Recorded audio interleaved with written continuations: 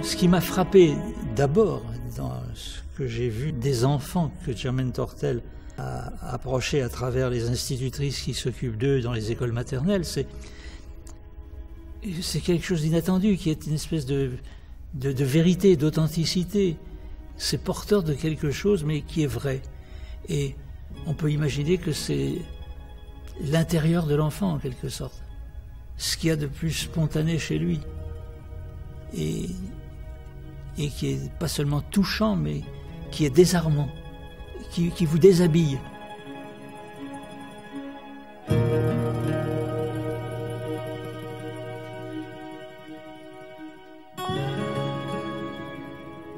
En 1975, dans un ouvrage qui fera grand bruit à l'époque, Surveiller et punir, Michel Foucault évoque l'histoire de l'école. Et étrangement, il compare l'école à l'hôpital, à la prison et même à la ménagerie. Et toutes ces institutions auraient en commun pour lui de chercher à contrôler les individus. On découpe le temps, on sait ce que chacun fait à chaque instant, on lui impose une activité précise que l'on surveille et on le punit si effectivement il ne fait pas cette activité-là. Cette segmentation, cette manière d'imposer ce que Michel Foucault appelle le temps disciplinaire, casse avec la tradition de l'éducation par initiation, de l'éducation où c'est toute la personne qui s'implique dans un projet, dans un processus, exprime une intention. Eh bien, Germaine Tortel, une pédagogue de ce siècle, va tenter de retrouver cette pédagogie de l'initiation, de retrouver cette unité de la personne, de rompre avec ce modèle segmenté. Elle va essayer de retrouver cela à travers l'art, en se posant la question, que peut-on apprendre à travers la création? Leur quartier, le 13e, c'est leur ville. Ils la connaissent. Mais pour eux, tous les autres quartiers, c'est l'exotisme. C'est le voyage. Pas sur la Seine, mais... Alors, maternellement, leur école les emmène visiter Paris. Et les enfants regardent Paris tous ensemble, mais le voient chacun à sa manière. Et puis on leur donne des couleurs pour raconter leur voyage. Ça, c'est les maisons de Paris. Grandes, grandes. Et toutes serrées pour se tenir debout. Il y a des maisons, et puis encore des maisons, et dans les rues, des autos. Beaucoup d'autos. Et des passants qui ne peuvent pas passer. Germaine Tortel naît à Lyon en 1896. Elle est élève de l'école normale d'institutrice et à sa sortie est nommée dans les classes uniques du département du Rhône. Là, elle découvre tout de suite la richesse de l'expression des élèves, de ces élèves qui dans ces classes allaient de 3 à 4 ans jusqu'à 15 ou 16 ans. Elle est passionnée par son travail, reprend des études en philosophie, en lettres, en psychologie. Elle est tout de suite remarquée par ses collaborateurs, ses collaboratrices et passe un concours qui, en 1930, lui permet de devenir inspectrice des écoles maternelles. Elle crée un centre de documentation pédagogique. Là, à côté des ouvrages traditionnels de pédagogie, elle recueille, et c'est important, c'est la première fois, des productions d'élèves, des dessins, des cahiers, toutes choses qui la fascinent et qui lui paraissent témoigner d'une intelligence et d'une créativité extraordinaire. Pendant la guerre, elle entre dans la Résistance et en 1946, elle est nommée à Paris où elle restera inspectrice des écoles maternelles jusqu'en 1962. Elle y est très active, elle organise des conférences, des expositions et tout un mouvement se construit autour d'elle pour valoriser la création dans les classes.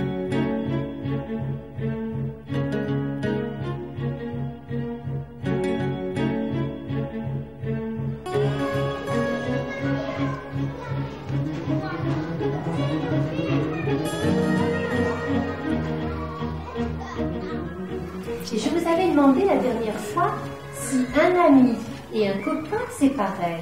Non. Or, Théodore avait dit, c'est 2 fois copain. Comment on fait pour se connaître? À la naissance, on trouve des gens qu'on aime bien et après On trouve des gens qu'on aime bien. Quand j'étais à la crèche, j'avais connu Margot et puis je voulais être amie avec elle. On ne fait pas la bagarre si on s'aime. Toi, tu dis, quand on ne fait pas la bagarre si on s'aime. Et ça, c'est tout à fait normal. On voulait être copines. Ouais. Voilà. Vous entendez bien, il me semble. On ne peut pas se séparer. Et on ne peut pas se séparer. Et est-ce qu'il y a des choses que vous faites ensemble qui font que vous découvrez que vous devenez de plus en plus amis? Quoi, par exemple? On joue à la sirène, à la princesse. Après tout ce que l'on vient de dire, qu'est-ce que vous aimeriez aller dessiner? Notre amie. Adèle dans mon jardin. Adèle dans mon jardin. Et toi, Clara? Moi, avec Constance et Julien à la mer. Antoine. Moi, je vais amener Aurélien dans un bateau à voile. Et toi, Margot? Je vais amener Pauline en dessous d'un sol pleureur. Pauline en dessous d'un sol pleureur. Et moi, je vais emmener un bateau Pierre en 3 mois. Aurélien et Dylan. Et Dylan et Aurélien. Vous avez de l'eau tout en bateau? Ce qui est en jeu dans cette démarche, c'est que l'enfant puisse manifester sa personnalité profonde. Mais il ne le fait pas volontairement. C'est d'ailleurs pourquoi le plus gros travail de l'institutrice d'école maternelle, avant de se mettre à peindre avec l'enfant, c'est qu'on échange. Comment on voit que tu es amie avec Alban? Parce qu'on Comment? parce qu'on est tous les deux dans l'eau. On est tous les deux dans l'eau. Mademoiselle Tortel nous a appris que dans les premiers essais des enfants les plus frustes, il y avait déjà en germe toutes les prises de conscience qui vont s'épanouir ultérieurement.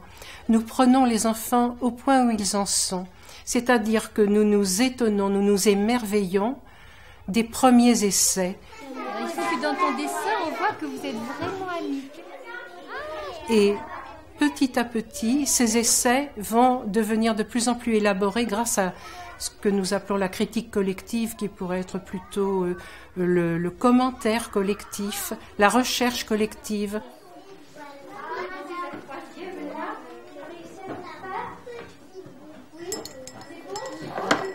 Quelle était ton idée du départ?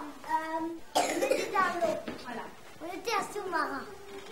Vous avez vu comment il a choisi la couleur de la mer? Du ciel. Du ciel, en fait, le ciel, c'est tout bleu, c'est pas qu'en haut, hein, c'est tout bleu. Est-ce que quand tu as la mer, la couleur du ciel est la même que la couleur de la mer? Là, elle est plus claire. Ah, alors, là, on peut imaginer qu'on ne voit que la mer et que le ciel, il est plus haut que ton dessin.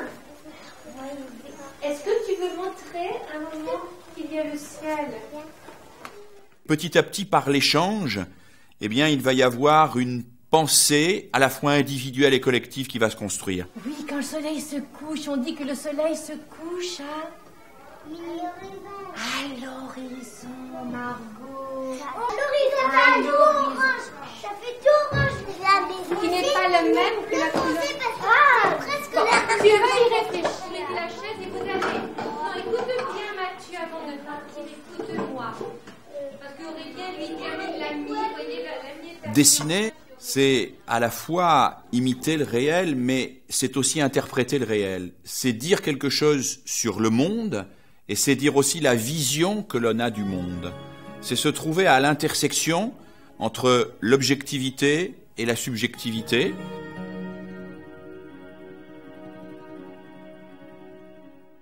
Les enfants font des prises de conscience, c'est-à-dire qu'ils essayent de répondre aux questions qu'eux-mêmes se posent. Ce sont des questions qui les concernent vraiment. Germaine Tortel ne cesse de le dire, dessiner c'est fait pour penser, dessiner c'est fait pour accéder à la parole, au langage. Le geste artistique, c'est fait pour construire une véritable intelligence du monde et de soi. Un des apports les plus intéressants de la pédagogie de Germaine Tortel, c'est qu'elle fait travailler tous les élèves ensemble dans la classe à une œuvre collective. Le dialogue dans la classe va faire que chacun va confronter son objet à la lumière des autres objets et on va construire une œuvre collective qui ne sera pas simplement l'ajout des propositions individuelles, ni la projection d'une idée a priori de la maîtresse, mais quelque chose où ces apports ont créé une œuvre originale, collective.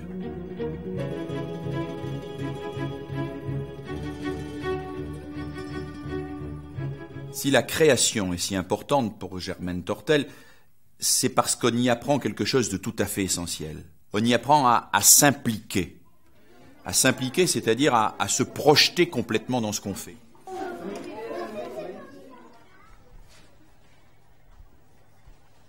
Je ne cherche pas à faire une vague. À l'époque de l'enfant zappeur, comme on dit, peut-être est-il important de retrouver l'intuition fondatrice de Germaine Tortel. Cette idée que rien ne se fait qui fasse grandir si l'enfant n'est pas totalement investi dans son activité. Se fixer, se tendre tout entier dans un geste, dans quelque chose qui vous exprime et qui vous permet de vous recentrer, de vous densifier et d'être enfin présent à vous-même dans ce que vous faites. C'est bon. C'est bon. C'est bon. On va faire la peur. Il y a un grand danger devant vous. Voilà. Tu essaies de la mettre en rouleau. Au moment où tous les enseignants disent que les élèves sont absents en classe, même quand ils y sont présents physiquement, il est sans doute plus que jamais nécessaire d'apprendre le plus tôt possible, d'être présent à soi-même et présent à ce que l'on fait. La colère. Voilà, comme si vous vouliez me repousser avec votre colère. Laissez voir vos yeux. Non, regardez pas trop en bas. Voilà.